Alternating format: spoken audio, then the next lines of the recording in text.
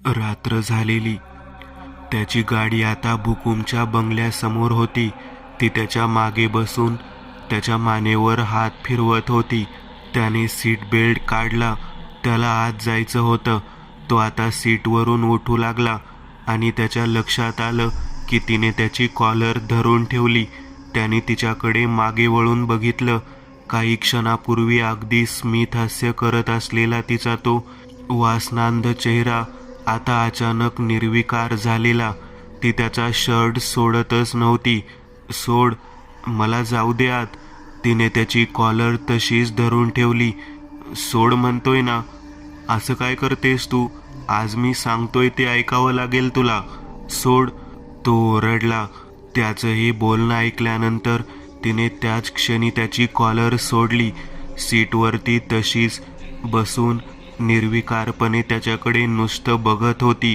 त्याला तिच्या नजरेत आज काहीतरी वेगळंच दिसत होतं. याआधी पण 1-2 वेळा असं झालेलं. ती त्याला सावध करायची. नको जाऊस, नको जाऊस, धोका आहे, अशा आशयाचे काही शब्द ती त्याच्या कानात बोलायची. पण ती खूप कमी बोलायची. त्याला काही कळलं नाही. पण त्याने गाडीचं दार बंद केलं आणि तो आता बंगल्याच्या गेटजवळ आला. अंधार पडला होता. सगळीकडे सन्नाटा होता. रातकिड्यांचा किरकिर असा आवाज ऐकू येत होता. गेटमधून त्याने पाऊल आत टाकलं आणि तो दरवाजाजवळ आला. दरवाजाचे कुलूप त्याने उघडलं आणि जसं त्याने दार उघडून आत पाऊल टाकलं, पुढच्याच क्षणी त्याचे कान अक्षरशः सुन्न झाले. तो ध्वनी, तो हुंकार आणि तीच एक विचित्र चाल. पूर्ण घरात, पूर्ण खोलीत ते आवाज घुमत होते. जणू काही खूप सारे लोक एका वेळी ती धून गुणगुणत असावेत असं वाटत होतं. काही क्षण तो फक्त खोलीत नजर टाकून अंदाज घेत होता, त्या घरात नक्की आवाज कुठून येतोय. पण आवाज तर सगळीकडूनच येत होता. आणि हळूहळू त्याचं सैरभैर झालेलं मन अचानक शांत होऊ लागलं. त्याच्या मेंदूवरचा ताबा जणू सुटू लागला होता आणि आपसूक त्याने लाईट बंद केला. एक एक पाऊल टाकत आता तो त्या हॉलच्या बाजूला असलेल्या खोलीशी आला. खोलीचे दार उघडून तो आता त्या कपाटाच्या जवळ आला. कपाटाचंही दार उघडून त्या गुप्त मार्गाने तो आता चालत त्या तळघराकडे जाणाऱ्या जिन्यापर्यंत आला. तिथपर्यंत येता येता त्याचा स्वतःच्या मेंदूवरचा ताबा पूर्णपणे सुटला होता. तो संमोहित झाला होता आणि तो तसाच आता जिना उतरत उतरत तळघरात दाखल झाला. तळघराच्या मध्यभागी एक गोलाकार वर्तुळ त्याला दिसत होतं. तळघरातले दिवे सुरू होते आणि त्या वर्तुळाभोवती एक स्त्री आणि एक पुरुष पाठमोऱ्या अवस्थेत प्रदक्षिणा घालत तीच धून गुणगुणत होते. तो त्यांच्या दिशेला चालत आला. चालत चालत तो त्यांच्या जवळ येऊन पोहोचला आणि त्या दोघांनी त्याच्याकडे वळून बघितलं. अचानक खोलीतले दिवे बंद झाल्यासारखं त्याच्या डोळ्यांसमोर पूर्णपणे अंधारी आली. कानावर हॉर्नचा एक कर्कश आवाज येऊन आदळला आणि तो दचकून भानावर आला. गाडी पिरंगुट घाटाच्या मध्यभागी होती. मागे एक ट्रक काही अंतरावर येऊन थांबला होता. राजने इकडे तिकडे बघितले. हे कसे शक्य आहे? मी तळघरात दाखल झालो होतो, मग अचानक मी इथं कधी आलो? आणि अचानक त्याने घड्याळाकडे बघितलं. 1:30 वाजला होता. रात्रीचा. घराजवळ तो पोहोचला होता तेव्हा 11:30 वाजलेले. गाडीच्या मागच्या सीटवर त्याने नजर टाकली. ती नव्हती. तो एकटाच होता. त्याने आता गाडी स्टार्ट केली. त्याला कळतच नव्हतं नक्की मधल्या 2 तासात झालं काय. स्मरणशक्तीला ताण देत त्याने गाडी स्टार्ट केली. मागून ट्रकवाला हॉर्न वाजवत होता. राज आता तिथून निघाला. पाऊण तासात तो आता पुण्यात पोहोचला होता. बंगल्याच्या गेटमधून त्याने गाडी आत घेतली. गेट बंद केला आणि आता तो दाराशी आला. दार वाजवत त्याने काही वेळ वाट बघितली. सागरनी दार उघडलं. दादा, आलास तू? राज काही पण बोलायच्या अवस्थेत नव्हता. तो आता तसा जिन्याने वर चढला. अरे जेवायला वाढू का तुला? नको, भूक नाहीये, तू पण झोप, गुड नाईट. तो वर आला. खोली तासावरी झोपलेली होती. तिला डिस्टर्ब नको करायला असा विचार करून तो बाजूच्या खोलीत गेला. बाजूला अजून एक बेडरूम होती. रूममध्ये येत त्याने बूट काढले, तोंडावर पाणी मारलं आणि घरात घालायचे कपडे अंगावर चढवले. सिगरेट पेटवत आता तो बाल्कनीमध्ये आला. तो आठवायचा प्रयत्न करत होता. नक्की घडलं काय तिथे? त्याला काहीही आठवत नव्हतं. तो आतमध्ये आला. पलंगावर येत तो आता थेट झोपी गेला. सकाळ झाली होती. सकाळी तो 8 वाजता आवरून तयार होता. तो हॉलमध्ये आला. आसावरी नुकतीच जिना उतरत होती. तिला माहितीच नव्हतं की रात्रीच तो परतला होता. तिने त्याच्याकडे बघितलं. तिच्या चेहऱ्यावर आनंद ओसंडून वाहत होता. कधी आलास तू? काल रात्री आलो. तू झोपली होतीस. तुला डिस्टर्ब नको व्हायला म्हणून मी दुसऱ्या खोलीत जाऊन झोपलो. आताही मला एका महत्त्वाच्या कामासाठी बाहेर जायचंय. अरे याला काय अर्थ आहे? एकतरी इतके दिवसांनी आलास आणि आता तुला जायचंय. ती म्हणाली, मी येतो दुपारपर्यंत परत, मग आपण दोघेच असू, दुसरं कोणीच नाही. तिच्या कपाळावर चुंबन घेत तो आता तिथून निघाला. सर्वात आधी तो आता नाना पेठेत आला. त्याच्या ओळखीत एक फोटो स्टुडिओ माणूस होता.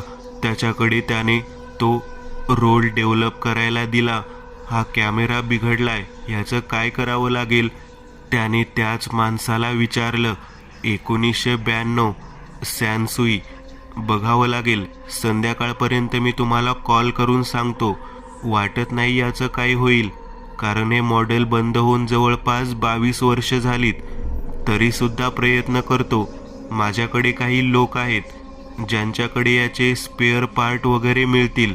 मी तुम्हाला कॉल करून तसं कळवतो, तो माणूस म्हणाला. राज आता तिथून निघाला आणि येऊन कारमध्ये बसला. डॅशबोर्ड उघडून त्याने ते कागदी इन्व्हलप बाहेर काढलं. ते त्याला त्या गाठोड्यात सापडलं होतं. त्यात एक केस पेपर होता, मेंदूचे काही एक्सरे आणि एक रिपोर्ट. सिंधू प्रताप एवढंच नाव त्या रिपोर्टवर वाचता येत होतं. आडनाव लिहिलेला कागदाचा भाग फाटलेला. तो काउन्सिलिंगचा रिपोर्ट होता. सोबत औषध लिहिलेला एका डॉक्टरची चिठ्ठी, ज्यावर 2 फेब्रुवारी 1993 ही तारीख होती. आणि त्या चिठ्ठीच्या सगळ्यात शेवटी एक सही आणि शिक्का होता. शिक्का आणि सही ज्या डॉक्टरची होती त्याचं नाव होतं डॉक्टर विलास वाघुलकर, मानसोपचार तज्ज्ञ. पत्ता 305 नारायण पेठ, व्हीनस टॉकीजच्या मागे. कोण ही सिंधू? ही तीच तर नाही जी सुनेत्रा आणि विजयकांत सोबत होती? डॉक्टरकडे जाऊन कळू शकेल. पण आता तिथं याचं क्लिनिक असेल. 32 वर्ष उलटून गेली आहेत. याला काही लक्षात असेल. पहिली गोष्ट म्हणजे हा डॉक्टर तरी जिवंत असेल का? राजच्या मनात अनेक प्रश्न होते. तो आता तिथून निघाला. कार्डवर लिहिलेला ॲड्रेस शोधत शोधत तो नारायण पेठेत अगदी मध्यवर्ती भागात असलेल्या एका जुनाट इमारतीच्या समोर येऊन पोहोचला. बिल्डिंगमध्येच डॉक्टर वाघुलकर यांचं क्लिनिक होतं. हा बोर्ड बाहेर दिसत होता. तो 3ऱ्या मजल्यावर आला. समोरच क्लिनिक दिसत होतं. आत कोणी पेशंट्स दिसत नव्हते. रिसेप्शनवर एक वृद्ध रिसेप्शनिस्ट बसलेली. बोला, अपॉइंटमेंट होती का आज? तिने विचारलं. डॉक्टर विलास वाघुलकर आहेत? हो आहेत की. पण मी विचारलं, तुमची अपॉइंटमेंट होती का? नाही, नव्हती. पण आता मला त्यांना भेटायचं होतं. भेटू शकतील का ते? राजने विचारलं. हो भेटतील, तुम्ही बसा, असं म्हणत तिने रजिस्टरमध्ये नोंद केली. समोरच ठेवलेल्या फोनवरून आतमध्ये डॉक्टरांना कॉल केला आणि 2च मिनिटांनी तिने राजला आत जायला सांगितलं. राज समोरच असलेल्या केबिनच्या आतमध्ये शिरला. समोर एक 65 वयाचा वृद्ध व्यक्ती बसलेला. बोला. डॉक्टर निवांत दिसत होते. डॉक्टर विलास वाघुलकर आपणच का? हो. आता माझ्या क्लिनिकमध्ये आलात म्हणजे डॉक्टर विलास वागुलकर मीच असणार नाही का?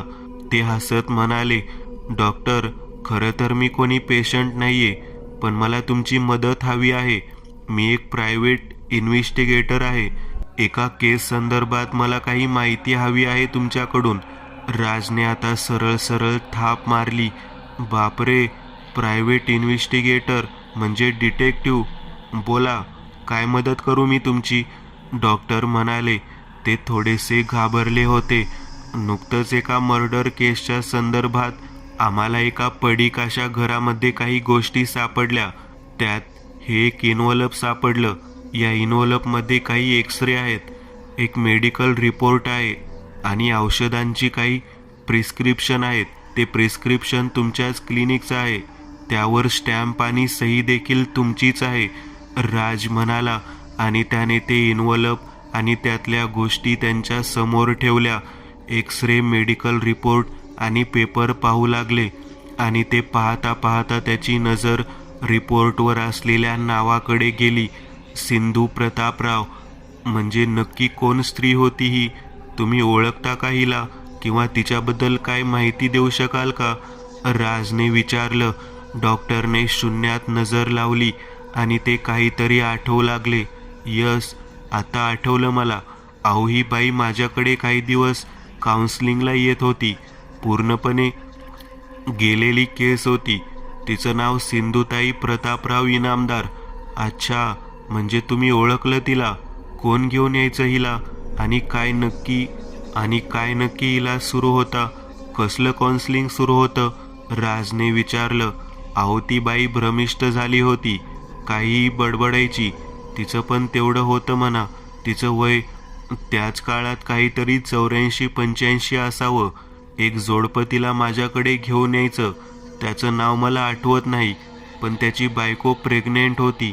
ते जवळपास तिला 5 वेळा इथे घेऊन आले होते. ते दोघेही असं सांगत होते की ती त्याची आजी होती आणि काही दिवस तिचं काउन्सिलिंग केलं होतं. तिला गोळ्या लिहून दिल्या होत्या. तिला एक्सरे देखील काढायला सांगितलेले. तिच्या मेंदूत कसली तरी गाठ झाली होती.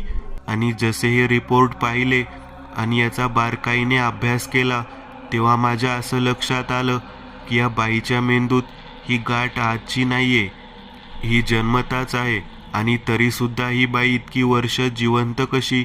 मला आश्चर्य वाटलं.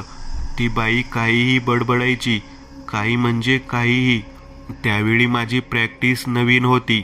मला पेशंटची गरज होती, त्यामुळे मी तेथील त्या केसेस घ्यायचो.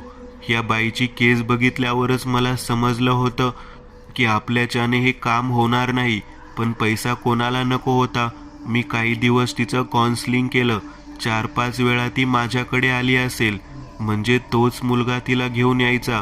पण नंतर ते यायचे बंद झाले. मला वाटलं म्हातारीचं काही बरं वाईट झालं असेल. पण वय पण तेवढं होतं म्हणा तिचं. विचित्र बडबडायची. म्हणजे नक्की काय बडबडायची ती? ती म्हणायची की तो भुकेला आहे, समोर ढिगाने धान्य आहे, पण श्राप असा आहे की एका वेळी एक दाणाच तो खाऊ शकतोय. जोवर त्याच्या समोरचं सगळे धान्य तो खाऊन संपत नाही, तोवर तो सुटणार नाही. आणि आम्ही पण. नक्की काय बोलत होती? मला तर काहीच कळलं नाही.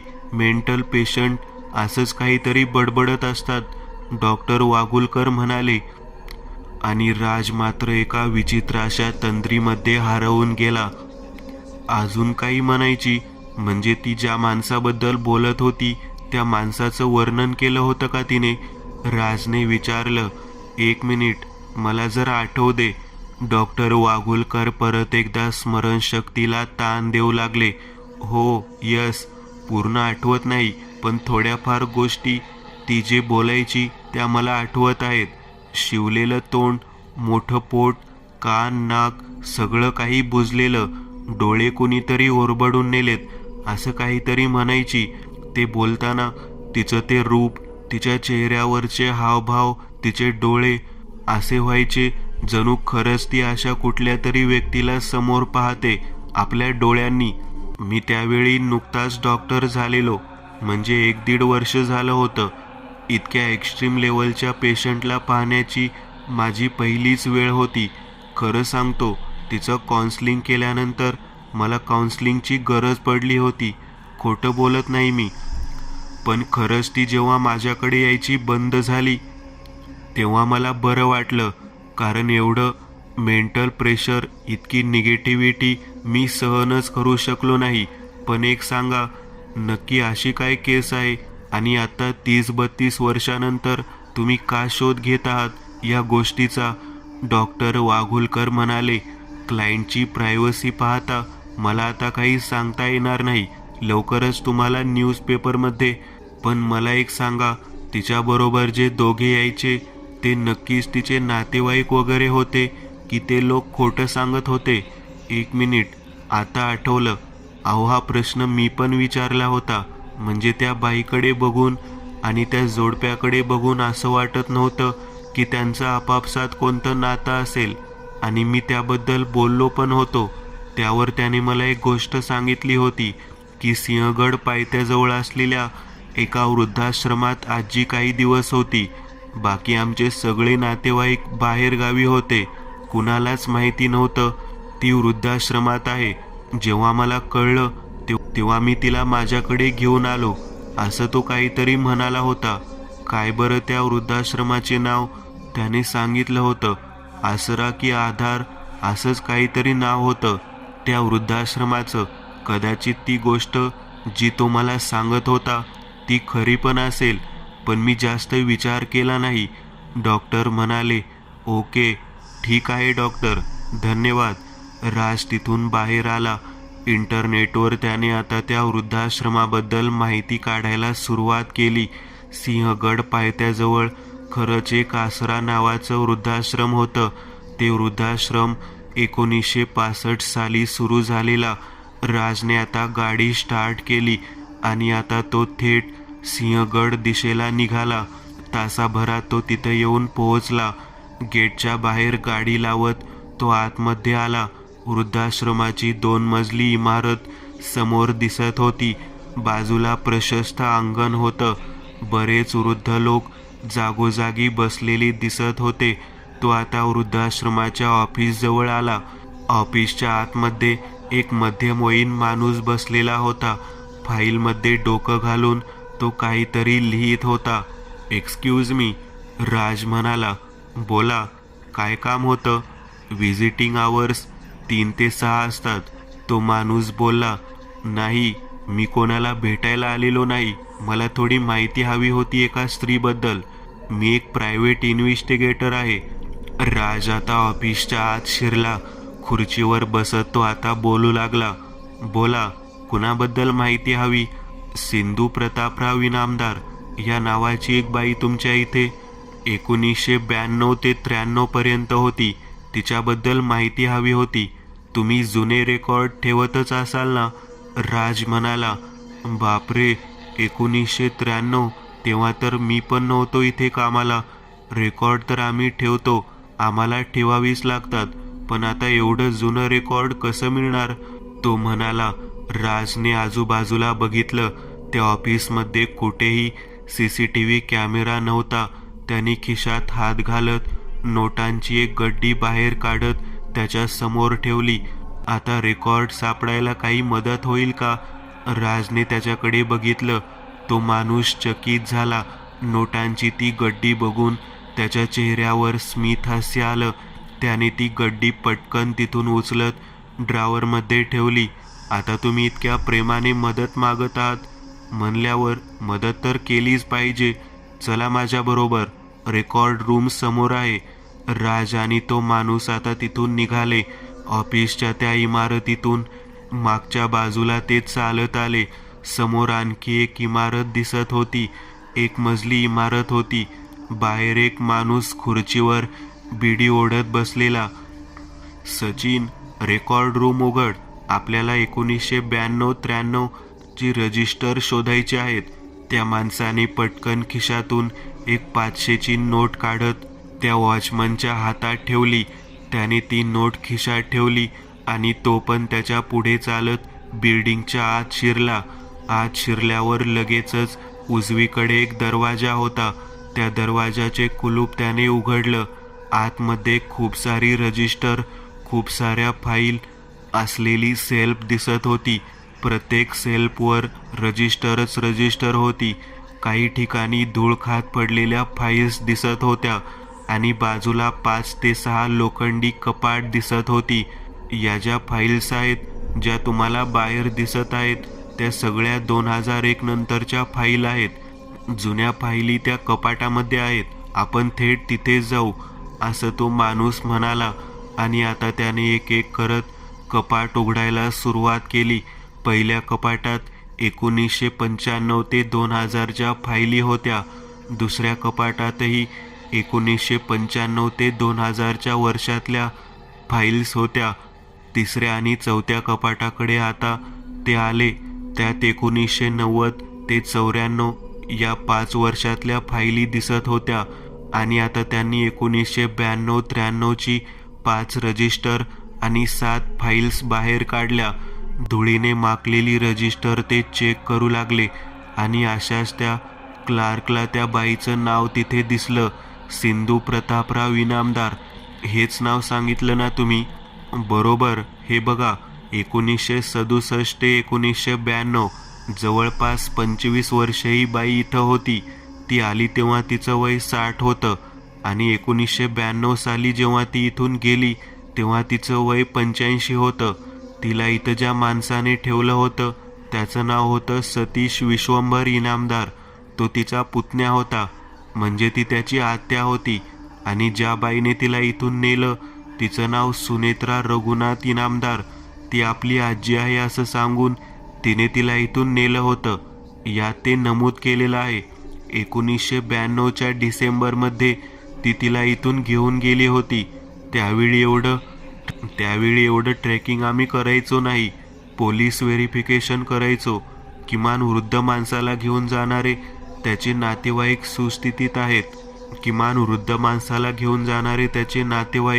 सुस्थितीत आहेत ना, म्हणजे आर्थिकदृष्ट्या ते त्या व्यक्तीची काळजी घेऊ शकतील या अटीवर आम्ही त्यांना पाठवायचो. पण कदाचित त्यावेळी ही गोष्ट देखील पूर्णपणे करण्यात आलेली नसावी. साहेब, ही बघा, सिंधू प्रतापराव इनामदार यांची फाईल बघा, याच कपाटात होती. आता वॉचमनने ती फाईल देखील आणली. ओके, आता या फाईलमध्ये यांचे फोटो आहेत, यांचे मेडिकल रिपोर्ट आहेत. त्यांना बहुतेक मेंदूचा कोणता तरी आजार असावा. मेंदूत गाठ वगैरे असं काहीतरी दिसतंय. दुसरं म्हणजे त्यांना वेड्याचे झटके यायचे असंही यात नमूद केलेलं आहे. आणि त्यांना घेऊन जाणाऱ्या दाम्पत्याच्या ओळखपत्राची प्रत इथं दिलेली आहे. खूप वर्षापूर्वीचे कागद आहेत, त्यामुळे खराब झालेत. ओळखपत्राची प्रत नीट दिसत नाहीये. ही फाईल हवी तर तुम्ही झेरॉक्स वगैरे काढून त्याची कॉपी स्वतःसोबत घेऊन जाऊ शकता. रजिस्टरच्या या पानाची कॉपी मी तुम्हाला काढून देतो. या बाईला इथं कोणी भेटायला वगैरे येत असावं का हे कळू शकेल. राजने विचारलं. कळू शकेल, पण व्हिजिटरचे सगळे रकाने रिकामे दिसतात, म्हणजे तिला इथं कोणी कधी फार भेटायला यायचं नाही. तिला घेऊन जायला सुनेत्रा इनामदार ही स्त्री आली एवढंच दिसतंय, तो क्लार्क म्हणाला. सुनेत्राचं आडनाव तर वाघ असं होतं, मग इथं इनामदार असं का लिहिलंय? राजला काही लक्षात आलं नाही, पण त्याने त्या फाईलमध्ये लावलेला डॉक्युमेंट्सचे फोटो मोबाईलमध्ये काढून घेतले. त्या रजिस्टरचा देखील त्याने एक फोटो मोबाईलमध्ये काढून घेतला. त्या दोघांचे आभार मानून आता तो निघाला. बाहेर येत तो गाडीत बसला. बराच वेळ झाला होता. एकही सिगरेट घेतली नव्हती त्याने. सिगरेट ओठात धरत पेटवली.